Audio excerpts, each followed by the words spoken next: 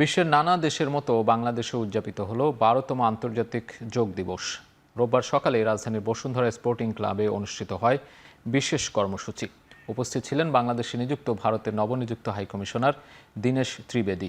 এতে অংশগ্রহণ করেন বিভিন্ন যোগ প্রতিষ্ঠান, স্কুল, কলেজ ও বিশ্ববিদ্যালয়ের শিক্ষার্থী, ক্রীড়া ব্যক্তিত্ব, চলচ্চিত্র অভিনেতা, সঙ্গীতশিল্পী এবং বিভিন্ন অঙ্গনের বিশিষ্টজন সহ হাজারো মানুষ।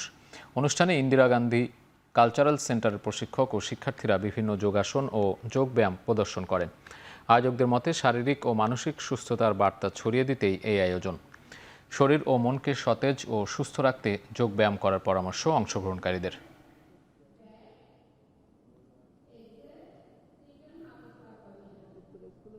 শারীরিক অসুস্থতা ছিল আমার, সেটা একদম ক্লিয়ার। আর আপনি ১৫ ঘন্টা ইয়োগা করবেন, আপনি ২৪ ঘন্টা সুস্থ থাকবেন। আমার একটা হাঁপানি রোগ ছিল, বাট ইয়োগা সম্বন্ধে আমি যখন স্টাডি করলাম, জানলাম ইয়োগা করার পর থেকে আমার আর মেডিসিন নেওয়া লাগে না। আমি নিজে এটা প্রমাণিত। আমার বড় আপু ও ইয়োগা টিচার, তো ওর থেকে ইন্সপায়ার হয়ে আর কি ইয়োগাতে আসা। আমাদের ডেইলি স্ট্রেসফুল লাইফের জন্য ইয়োগা আসলে অনেক হেল্পফুল। নাচের সঙ্গে আমাদের ইয়োগাটা জড়িত। নাচ করতে গেলে ইয়োগার যে স্ট্রাকচারগুলো, প্র্যাকটিসগুলো, এগুলো রাখতে হয়। মনে যে কষ্টগুলো জমছে বা স্ট্রেসগুলো জমছে, এই ইয়োগা করার মাধ্যমে আসলে সেটা অনেকটাই রিলিফ পাওয়া যায়। কারণ যে এটা একটা মাসেল স্ট্রেচিং।